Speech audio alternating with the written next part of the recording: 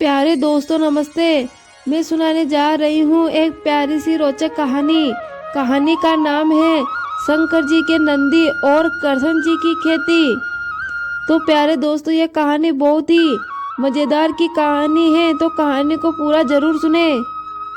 एक बार भोलेनाथ जी तपस्या से उठे, तब माता पार्वती भोलेनाथ जी के पास आई और बोली, स्वामी जी, आप सारा दिन पर्वत पर बैठे रहते हो और मैं सारा दिन घर का काम करती रहती हूँ और भूखी प्यासी बैठी रहती हूँ। आप कुछ नहीं कमाते और मैं क्या खाऊं और क्या अपने बच्चों को खिलाऊं।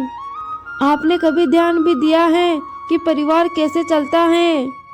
माता पार्वती की बात भगवान शंकर ध्यान से सुन रहे थे।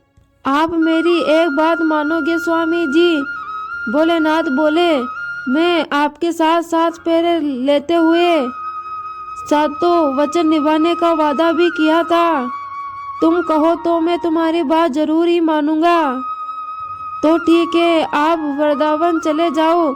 एक आपका नंदी बैल तो है ही और एक बैल वृंदावन में आप कन्हैया से मांग लेना।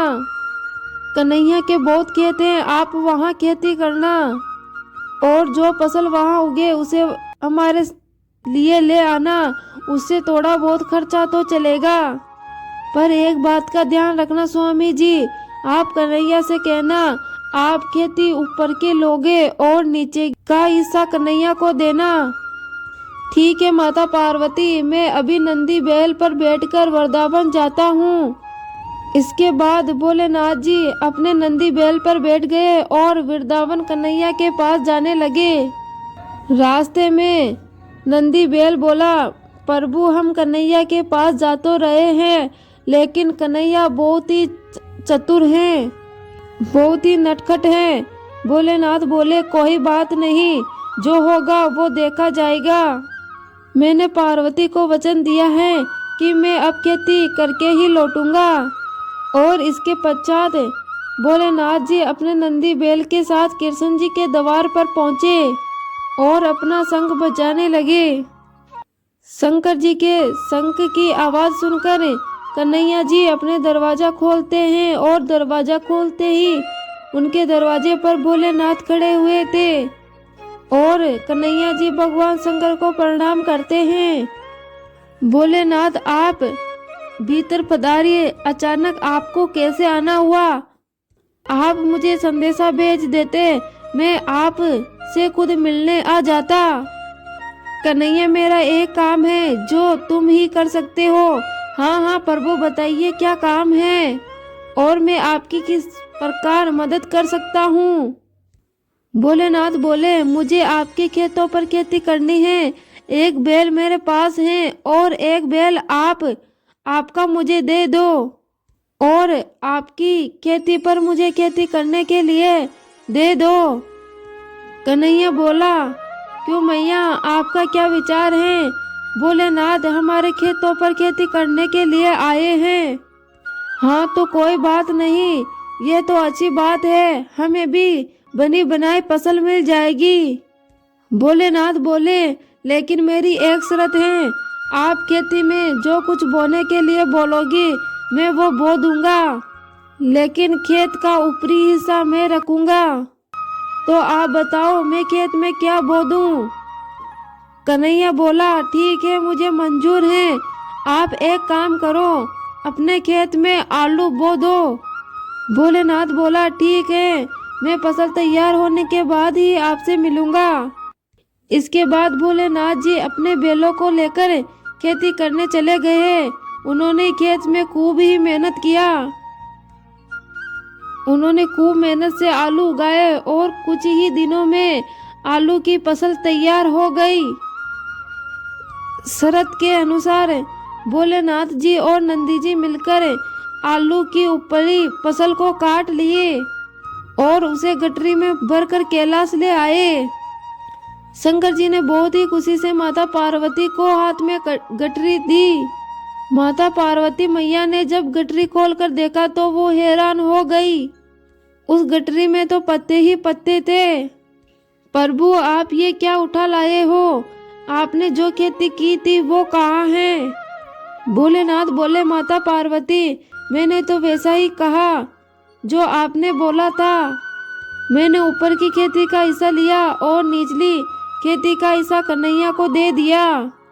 मुझे कुछ नहीं पता प्रभु, अब मैं इस पत्तों का क्या करूं? यह पत्ते तो किसी काम के नहीं हैं।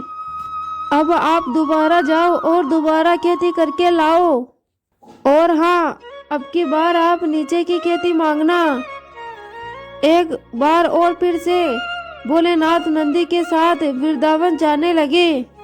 रास्ते में नंदी ने फिर भोलेनाथ को समझाया, कान्हा बहुत ही चतुर हैं, तो आप सावधान रहना प्रभु। भोलेनाथ ने फिर से वही कहा, जो होगा देखा जाएगा। भोलेनाथ कन्हैया के पास जाकर बोले, कन्हैया, एक बार फिर से मुझे आपके बैल और आपकी खेती चाहिए, पर इस बार शर्त यह है कि मैं खेती नीचे की लूंगा और ऊपर का हिस्सा आप रखना। ठीक है, फिर आप बाजरा बो दो। के कहने पर भोलेनाथ ने बाजरा बो दिया। बाजरा बोने में भोलेनाथ ने बहुत ही मेहनत की और कुछ ही दिनों में बहुत अच्छी बाजरे की फसल तैयार हो गई।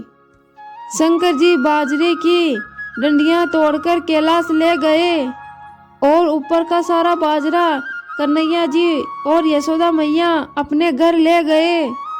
कैलाश पहुंचकर जब भोलेनाथ ने माता पार्वती को बाजरे की डंडियां हाथ में सौंपी तो माता पार्वती उन्हें देखकर बहुत ही गुस्से में हो गई।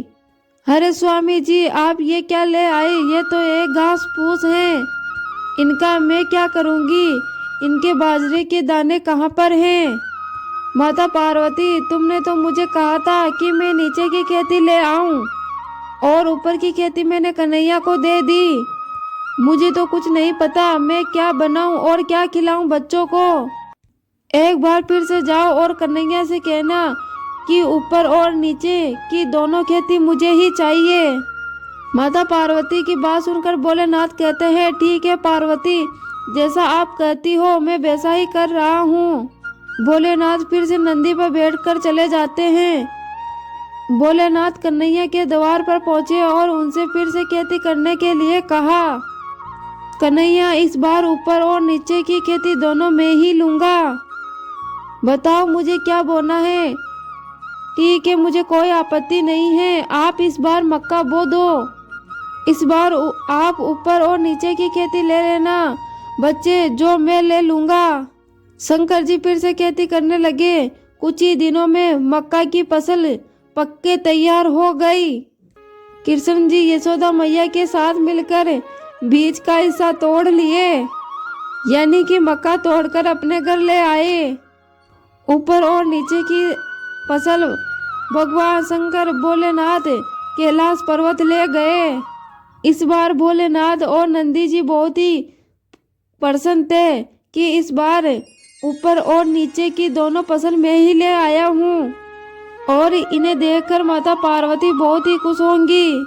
जैसे ही उन्होंने माता पार्वती को फसल की गठरी हाथ में पकड़ाई, इस बार माता पार्वती फसल को देखकर अपना हाथ से सिर पकड़कर बैठ गई। अरे, ऊपर और नीचे की फसल तो ले आए, लेकिन इसका भुट्टा कहाँ है? माता पार्वती, तुमने ही तो कहा था ऊपर और नीचे की खेती लेकर आओ, इसलिए मैं ऊपर और नीचे की खेती ही तो लेकर आया हूँ। अब मैं भोला भाला जैसा तुमने कहा मैंने वैसा ही किया। तभी कृष्ण जी आते हैं और बोलते हैं, माता पार्वती, भोलेनाथ उचित कह रहे हैं। भोलेनाथ को तभी तो भगत भोले बाबा कहते हैं। भोलेनाथ तो भाव के भूखे हैं, प्रेम से इन्हें जो भी अर्पित करता है ये उन्हीं में खुश हो जाते हैं। भोलेनाथ, आप धन्य हैं प्रभु। माता पार्वती, भोलेनाथ द्वारा की गई खेती की फसल में आया हूँ, आप इसे स्वीकार कीजिए। माता पार्वती देखती हैं भोलेनाथ ने तो बहुत ही अच्छी फसल की थी और बहुत ही मेहनत करके आलू, बाजरा और मक्का उगाया था। माता पार्वती उन फसल को देखकर बहुत ही खुश हो जाती है। तो प्यारे दोस्तों, ये थी भोलेनाथ की एक रोचक कहानी। कैसी लगी कमेंट बॉक्स में कमेंट करके ज़रूर बताएं। धन्यवाद।